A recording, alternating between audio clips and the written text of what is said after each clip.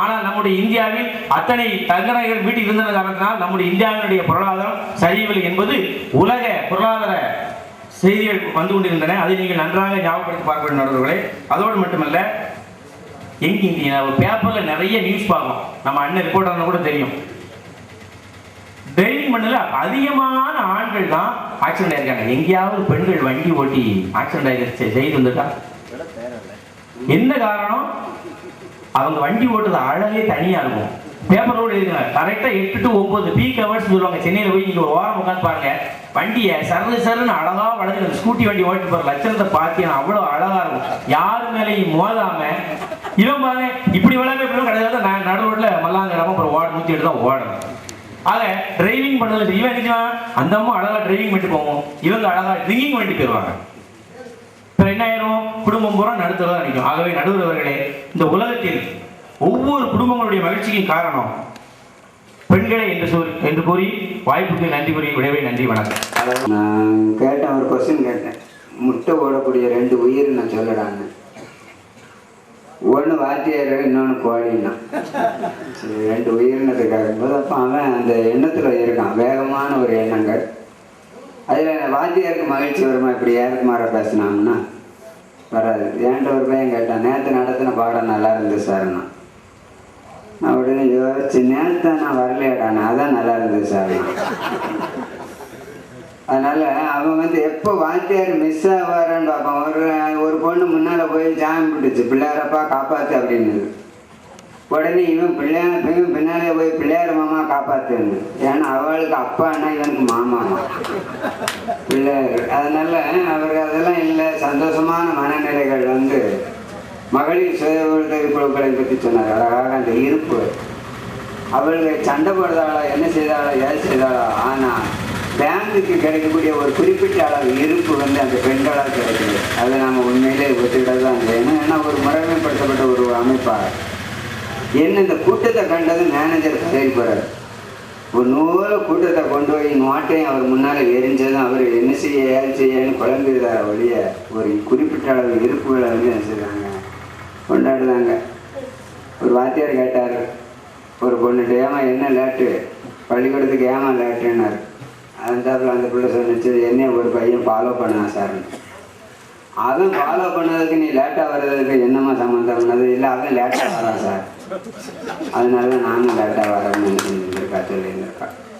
ஆக அந்த முறைமைப்படுத்தப்பட்ட அமைப்புகளா அதெல்லாம் இல்லை. ஆண்கள் தான் அந்த குடும்பத்தின் மகிழ்ச்சிக்கு பெரிதும் காரணம் என்று பேசுவதற்காக அன்பிற்குரிய சகோதரர் ஜெயராமன் அவர்கள் அழைக்கின்றேன். வாங்க.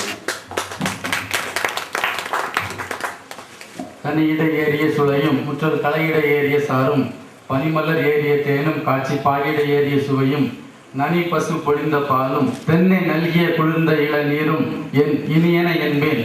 எனினும் என்னை ஈன்றெடுத்த தாயே தமிழே, உன்னை வணங்கி என் உரையை தொடங்குகின்றேன். எந்த ஒரு காரியமாக இருந்தாலும் சரி, அந்த சொன்னாங்க நாட்டுப்பற்றிலே சிறந்தவர்களாக இருந்தாலும் சரி, எந்த பாருங்க அருமையான ஒரு உதாரணம் சொல்லணும்னா பகத்சிங்கை சொல்லலாம். பகத்சிங் என்பவர் என்ன செஞ்சார்? சுதந்திரத்திற்காக உழைத்தவர், வெள்ளக்கார எதிர்த்தவர். அவர் வந்து கடைசியாக தூக்கிலிட போகிறார்கள். அவர் சொன்னார் ஒரு வார்த்தை பார்த்தீங்கன்னா,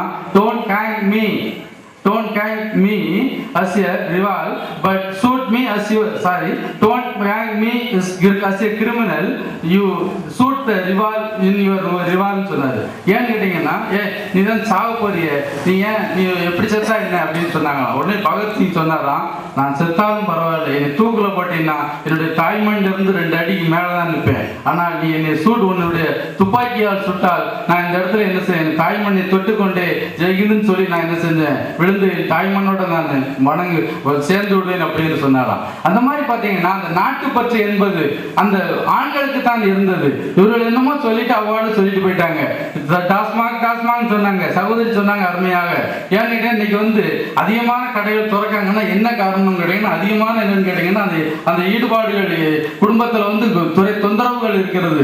ஒரு விட்டு கொடுக்கக்கூடிய மனப்பான்மை, அட்ஜஸ்ட்மெண்ட், அண்டர்ஸ்டாண்டிங் அதே இல்லை. எந்த ஒரு இதுலையும் பாருங்களேன், பெண்கள் வந்து என்ன செஞ்சிருக்காங்க, ஒரு கவிஞராக இருந்து யாராச்சும் ஆண்களை பத்தி வாழ்த்திருக்காங்களா? இல்லை. அருமையாக என்னை கவர்ந்த ஒரு கவிஞர் சொன்னார், கண்ணதாசன் அவர்கள், காலங்களில் அவள் வசந்தம் அப்படிங்கிற ஒரு அருமையான கலைகளிலே அவள் ஓவியம், மாதங்களில் அவள் மார்கழி, மலர்களிலே அவள் மல்லிகை. அதாவது ஒரு ஆளை பத்தி புகழ்றதற்கு ஒரு நல்ல மனப்பான்மை வேணும். பெண்களை பத்தி புகழ்ந்துருக்காங்க, அந்த ஒரு மனப்பான்மை இருக்கான்னு பாருங்க. ஏன் இப்படி போறாங்க, இப்படி போய் ஆண்கள் போயிட்டாங்கன்னு சொல்றாங்க. அப்படிதான் ஒரு சாமியார்ட்ட போய் கேட்டிருக்கான் ஒருத்தன். அதாவது ஏன் நீ ஏன் அந்த மாதிரி என் பொண்டாட்டி அடைக்கி ஆளணும், அதுக்கு நீங்க ஒரு வழி சொல்லுங்க அப்படின்னாலாம். உடனே அந்த சாமியார் சொல்லலாம், அது தெரியாம தான் நான் சாமியாரா வந்திருக்கேன்ப்பா, சுவாமி என் கூட வா, நம்மளும் என்ன செஞ்சிருவோம், போயிடுவோம் அப்படின்னாங்களாம். இன்றைய காலகட்டத்தில் பாத்தீங்கன்னா அந்த ஒரு அட்ஜஸ்ட்மெண்ட் அண்டர்ஸ்டாண்டிங் இருக்கா? அது இல்லை. அறிஞர் அண்ணா அவர்கள் பாத்தீங்கன்னா ஒரு அப்பழுக்கற்ற ஒரு அரசியல் தலைவராக திகழ்ந்தார். அவர் என்ன செஞ்சாருன்னா, தமிழக முதல்வராக இருந்த பொழுது அவர் சொந்தமாக வீடு கட்ட வேண்டும் என்று அவருடைய துணைவியாருக்கு ஒரு ஆசை. ஒரு பெண் வழியாக என்ன செய்யறாங்க, வீடு கட்ட வேண்டும் அப்படின்னு சொல்லி எழுதி அனுப்புறாங்க. உடனே அறிஞர் அண்ணா அவர்கள் ஒரு படத்தை என்ன செய்யறாங்க கேட்டீங்கன்னா வரைஞ்சு திரும்ப அனுப்புறாங்க. அப்படி உடனே அந்த ராணியம்மையார் சொல்றாங்க, இது என்ன வீட்டினுடைய பிளானா அப்படின்னு கேட்கிறாங்க. இல்ல இல்ல, நம்மளால அந்த அண்ணா அவர்கள் கூறுகிறார்கள், நம்மளால என்ன செய்ய முடியும் கேட்டீங்கன்னா காகிதத்துல தான் என்ன செய்ய முடியும், படம் வரைஞ்சு நம்ம வீடு கட்ட முடியுமே ஒழிய நம்ம உண்மையாக வீடு கட்டுறதுக்கு இயலாது அப்படின்னு சொன்னதான். ஏன்னு கேட்டீங்கன்னா ஆசைகள் பாத்தீங்கன்னா பெண்களுக்கு அதிகமா இருக்கும் நடுவர் அவர்களே. அப்போ அவங்க வீட்டு நாய் பாத்தீங்கன்னா அப்படி சுத்தி பார்த்துட்டே வந்துச்சு. என்னடா எனக்கு ஒரு பயம், நல்ல வேளை நம்ம வீட்டுக்குள்ள வர்றது நேரம் என்ன செய்யல, இந்த நாய் வரலையே அப்படின்னு சொல்லிட்டு ஒரு மாதிரி இருந்தேன். அதெல்லாம் ஒண்ணும் இல்லை சார், சும்மா சாப்பிடுங்க அப்படின்னு சொல்லி டீச்சர் சார் சொல்லிட்டு இருந்தாங்க. உடனே சொன்னாங்க, சகோதரரை கவனிக்கல, சகோதரி சொன்னாங்க, நீங்க என்ன டீச்சர் இந்த மாதிரி நாய் ஒரு மாதிரி பார்த்துட்டே இருக்கேன், நீ முறைச்சு பார்க்குது அப்படின்னு சொன்னாங்க. அதெல்லாம் ஒண்ணும் இல்லை சார், சாப்பிடுங்க. அதுக்கு அதுக்கு ஒரு கெட்ட குணம் உண்டு, அது தட்டில் யார் சாப்பிட்டாலும் என்ன செய்யும், முறைச்சு பார்க்கும் அப்படின்னாங்க. ஏன்னு கேட்டீங்கன்னா இந்த பழமைகள் அப்படிதான் இருக்கிறது. நீங்க என்ன செஞ்சுட்டீங்க, பெண்கள் தான் அப்படின்னு சொல்லுவீங்க. அந்த ஆண்கள் தான் பாத்தீங்கன்னா குடும்பத்தினுடைய மகிழ்ச்சிக்கு பெரிதும் காரணமாக இருக்கக்கூடியவர்கள் நடுவர் அவர்களே. நீங்களும் அறிஞ்சதான நடுவர் அவர்களே. சரியான ஒரு தீர்ப்பை என்ன செய்யணும், நீங்களும் வழங்கணும். அதே மாதிரி சகோதரர் திலகர் சார் சொன்னாங்க, ஆண்டுகள் என்ன செஞ்சாங்க, காட்டுக்கு அனுப்பிட்டாங்க, கையை நல்லதான் செஞ்சாங்க. உண்மையில இல்லைங்க, அது ஒரு வஞ்சக குணம் படைத்தவர்கள். ஏன்னு கேட்டீங்கன்னா அந்த காலத்துல ஒரு சரியான ஒரு இது இருந்துச்சு. என்னன்னு கேட்டீங்கன்னா 14 ஆண்டுகள் ஒரு பொருளையோ ஏதோ ஒரு இடத்தையோ நம்ம என்ன செய்ய அனுபவத்தில் இருந்துச்சு அப்படின்னா அது நம்மளே என்ன செய்யலாம், பயன்படுத்தி கொள்ளலாம்ங்கிற ஒரு எழுதப்படாத சட்டம் இருந்தது. அதனாலதான் பாத்தீங்கன்னா 14 ஆண்டுகள் என்பதை கையை குறிப்பிட்டு சொன்னாங்க. இதுல வேற அந்த ராசினா ஒரு 10 ஆண்டு சொல்லியிருக்கலாம், ஏன்னா 20 ஆண்டு சொல்லிக்கலாம். ஏன்னு கேட்டீங்கன்னா அதுலயும் தன்னுடைய சுயநலத்தை தான் இருந்தாங்களே ஒழிய மற்றபடி அதுல வேற ஒண்ணுமே கிடையாது. அதனால இந்த மறுபடியும் என்னன்னு கேட்டீங்கன்னா அதான் நான் கேட்டேன், பெண்கள் புரிந்து கொள்ளக்கூடிய தன்மையற்றவர்கள். இப்ப நான் மனைவி வாசனூர்ல ஒரு நாடக சமுதாயத்துல ஒரு பக்தி சொற்பொழிவு, ராமாயண பக்தி சொற்பொழிவு பண்ண போறோமா வா அப்படின்னு கூப்பிட்டேன். இல்ல நான் வரல அப்படின்னு. என்னம்மா நீ ராமாயணத்துல ராமன் கூப்பிட்ட உடனே சீதை என்ன செஞ்சா, பின்னாடி உடனே போயிட்டாளே, நீ நான் பக்தி சொற்பொழிவு ஆட்ட போறேன், நீ வரலாம்ல அப்படின்னு கேட்டேன். அவ சும்மையா போனா, அது காட்டுக்கு போயிட்டா நிம்மதியா புருஷன் கூட என்ன செய்யலாம், இருக்கலாம், எந்த நாத்தனார் பிரச்சனை மற்றபடி இத்தனை பேருக்கு பொங்கி போட வேண்டாம். அதுக்காக வேண்டிதான் என்ன செஞ்சாங்க கேட்டீங்கன்னா புருஷன் கூப்பிட்ட உடனே பின்னாடியே ஓடி போயிட்டா அப்படின்னு சொல்லி சொல்றாங்க.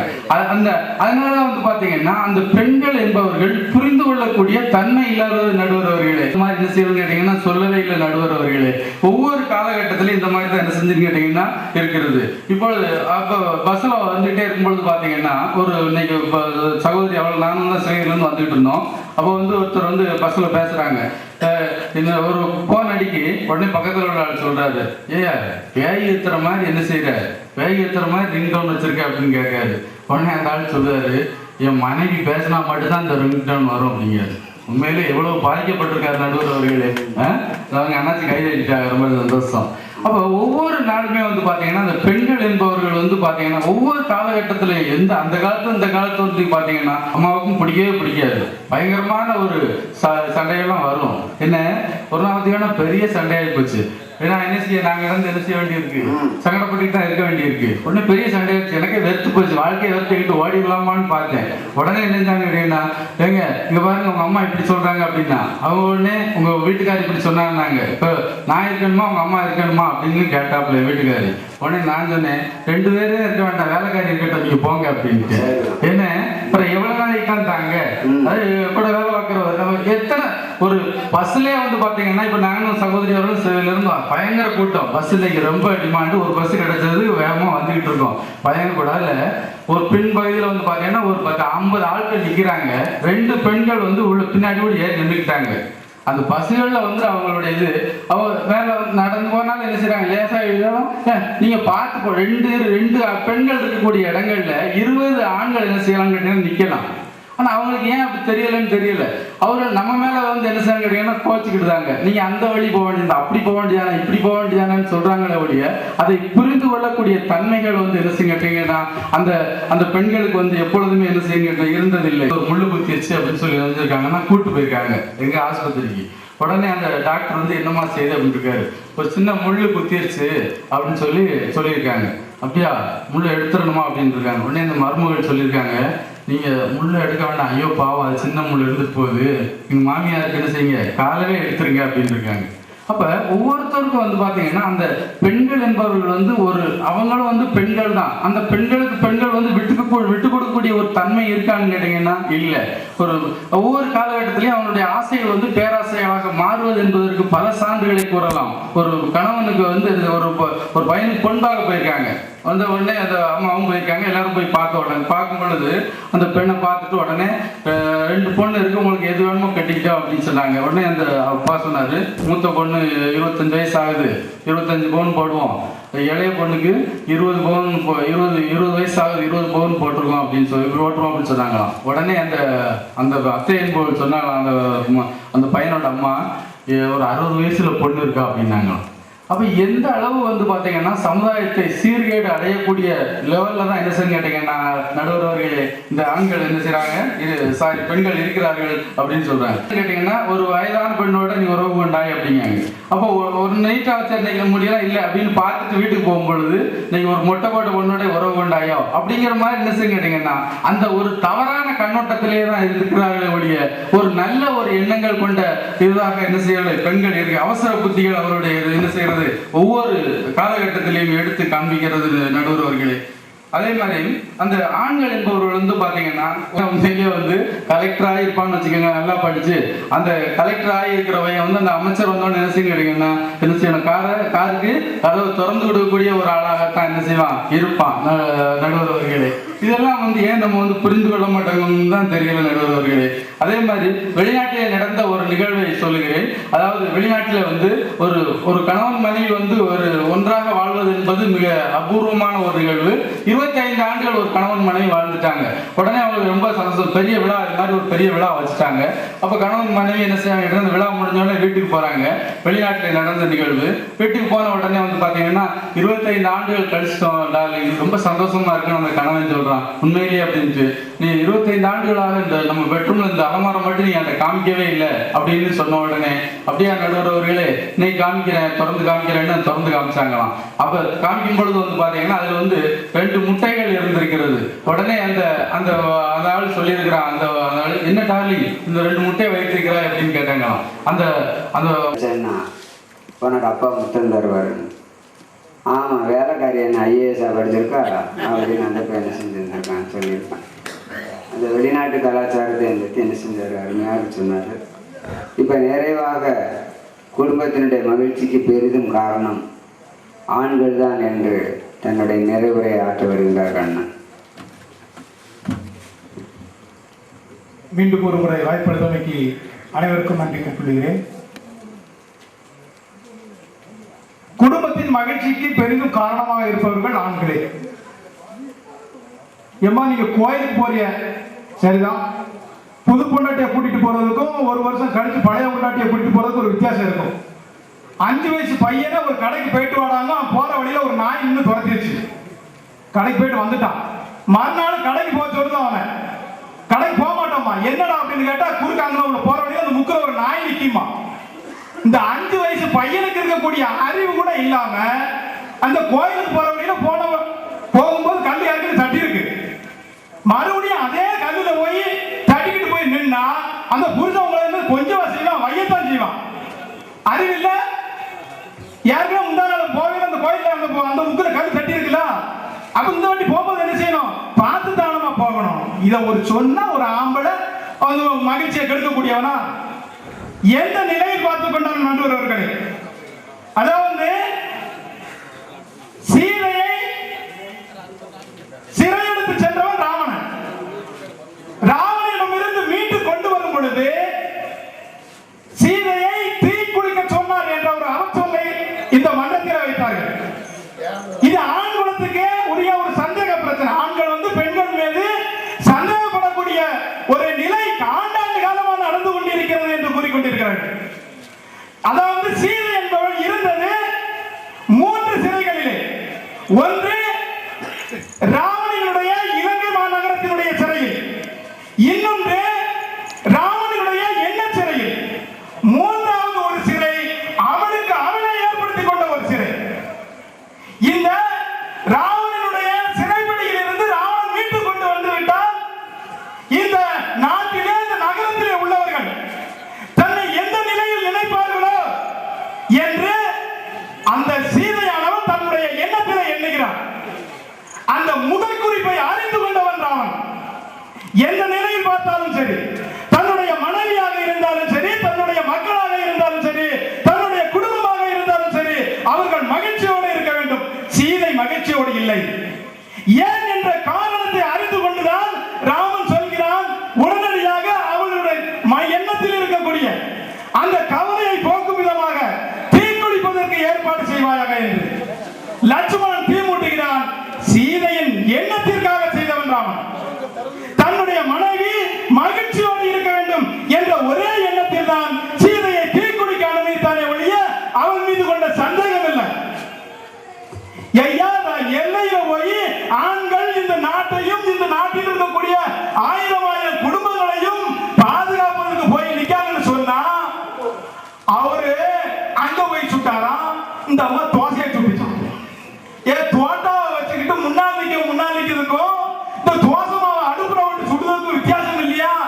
எதையும் கம்பேர் பண்ணி சொல்லிக்கிட்டு இருக்கியா? எந்த நேரம் தரையில கொண்டாந்து குண்டு விடுவாங்க தெரியாது. எதுக்கு இருக்க பீரங்கி எந்த நேரம் இந்த மார்பை துளைத்து சிறுதி வைக்கும் என்று தெரியாது. அந்த நிலையில் இருந்து இந்த நாட்டை பாதுகாத்துக் கொண்டிருக்கக்கூடிய ஒரு ஆண்மகனுடைய வீரத்தை இந்த நாட்டு மக்களும் இந்த குடும்பத்தினரும் மகிழ்ச்சியோடு இருக்க வேண்டும் என்று அந்த வருமானத்திற்காக, இந்த குடும்பம் மகிழ்ச்சியாக இருக்க வேண்டும் என்ற வருமானத்திற்காக அந்த எல்லையிலே தன் உயிரையும் கொடுப்பதற்கு துணிந்து இருக்கக்கூடிய ஒரு ஆண்மகனாகிய வீரத்திற்கு தோசை சுடுறத போய் ஏற்பாடு சொல்லிட்டு ஒப்பந்தம். அது 10 ரூபாய்க்கு மாவு. இப்ப அதுலயும் பாக்கெட் மாவு இப்படி தூக்கிட்டு போயிருந்தா ஐயா, அதுலயும் ஒண்ணு கண்டுபிடிச்சு வச்சிருக்கான் பாருங்க. அந்த காலம் பிரிச்சு கண்டுபிடிச்ச நோக்கம் என்ன? அத்தியாவசியமான அவசியமான பாதுகாக்கப்பட வேண்டிய மருந்துகளை நீண்ட காலத்துக்கு பாதுகாப்பதற்கு கண்டுபிடிக்கப்பட்ட பெட்டி.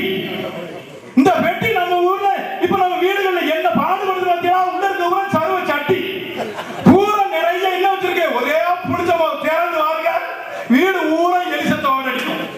அதை கழுவுறது கிடையாது, கொண்டாடுறது கிடையாது. அது இட்லி வேணுமா தோசை வேணுமா? நீ காலையில வாருங்க, இட்லியா வேணுமா தோசை வேணுமா? சாயந்தரம் இட்லி வேணுமா தோசை வேணுமா? மத்தியானம் கூட நாய்க்கு போட்ட மாதிரி இருக்கான கஞ்சி. அந்த இட்லியை ஊத்தி வைக்காதுங்க. அது பாருங்க எருமச்சாமி எருமச்சாமி சப்புனு கிளறிட்டு போகுது. இட்லி உப்ப மாட்டேங்க. ஏயா இட்லி எப்படி இருக்கும்? ஒரு நாள் அரைச்ச மாவை புளிக்க வச்சு மறுநாள் சுட்டு சாப்பிட்டு பாருங்க. என்னைக்கு அம்பட்டி மறந்தும் தொலைச்சிட்டோமே இட்லி எப்படி இருக்குன்னு நமக்கு தெரியாத காப்பாத்துதாங்க. சேர்த்த வளர்த்த சிக்கனமா அம்மா நீங்க கொடுத்து வைக்கணுமா, பொண்டாட்டிகளை கொடுத்து வைக்க சொல்லல. இன்றைக்கு இருக்கக்கூடிய பெண்டாட்டியோட நிலை என்ன தெரியுமா? அந்த பெண்களுடைய நிலை என்ன தெரியுமா? எதுக்கு சிறுவார் சேர்த்து வைக்காங்க நினைச்சியா? அவங்க வச்சிருக்காங்க மசாலா பெட்டிகள் சில்லற சில்லையா போட்டு அடிக்கடி வச்சிருக்காங்க. எதுக்கு வச்சிருக்கு? ஆடி கழிவுக்கு துணி எடுக்கிறதுக்கு ஒண்ணுக்கு ஒண்ணு ஃப்ரீ.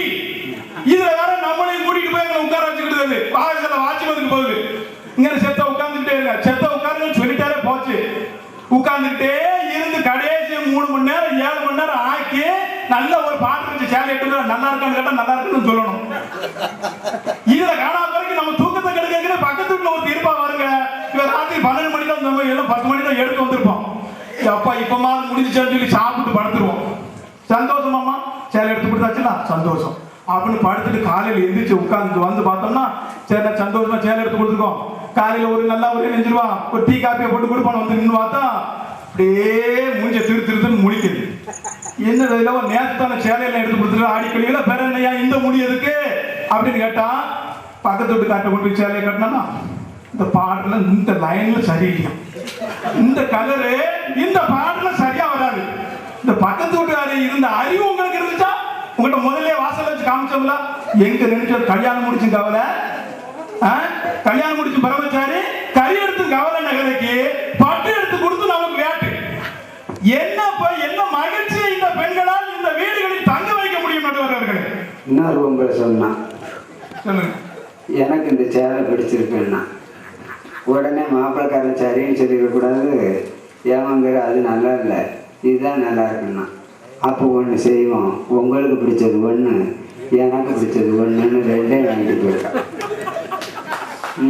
நடுவர் அவர்களே, இந்த குடும்பத்தினுடைய ஒவ்வொரு குடும்பத்தினுடைய அதாவது அந்த குடும்பத்தினுடைய பாதுகாப்பாக இருந்தாலும் சரி, அந்த குடும்பத்தினுடைய மகிழ்ச்சியாக இருந்தாலும் சரி, அந்த குடும்பத்தில் இருக்கக்கூடிய குழந்தைகளுடைய கல்வி வளர்ச்சியாக இருந்தாலும் சரி, ஒரு சமுதாயமாக இருந்தாலும் சரி, அனைத்தையும் அரவணைத்து அனைவருக்கும் மகிழ்ச்சியை தரும்படியில் நடந்து கொண்டிருப்பவர்கள் ஆண்களே ஆண்களே ஆண்களே என்று கூறிக்கொண்டு இறுதி வாய்ப்பு அளித்த அனைத்து நல் உள்ளங்களுக்கும் நன்றி கூறி விடைபெறுகிறேன். நன்றி, வணக்கம்.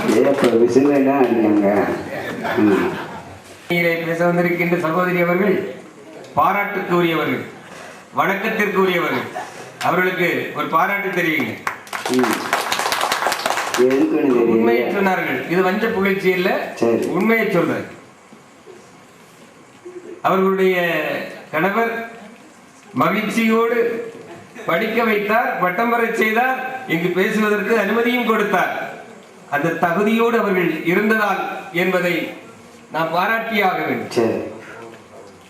நடுவர் அவர்களே, எதிரணி தலைவர் வாரத்துக்கு பூமிக்கு குதிச்சாரு பாருங்க. அவங்க வீட்டுல பிரிட்ஜில எலிச்சத்த நாத்த அடிக்குமா, அதை தொடச்சி வைக்கலையா, கிளீன் பண்ணலையா, கழுகலையா? இருக்கிறீங்க இல்லையா 6 அடி உயரத்துல? உங்களுக்கு சுத்தமா இருக்கணுங்கிற விவரம் இல்லையா? நாத்த அடிக்கிறது தெரியுது இல்ல, கழுகி சுத்தமா இருங்க. அதையும் வீட்டு அம்மா மேலதான் பாரத்தை போடுறாங்க. அப்போ நாத்த அடிக்க விடாது, சுத்தமா இருக்கணும். உங்களுக்கு அதுல பங்கு இருக்கணும்னு நான் சொல்றேன். எருமச்சாணி மாதிரி இட்லி இருந்ததா, அதனால அவ்வளவு குறைந்த மாதிரி அங்க போய் உட்கார்ந்து இருக்கான். அவ்வளவுதான் சொன்ன. யாராவது மனைவியை மதிக்கிறவன் இருந்தா அவன் பியூட்டி பார்லருக்கு போயிருக்க மாட்டான். ஒத்துக்கிறீங்களா இல்லையா?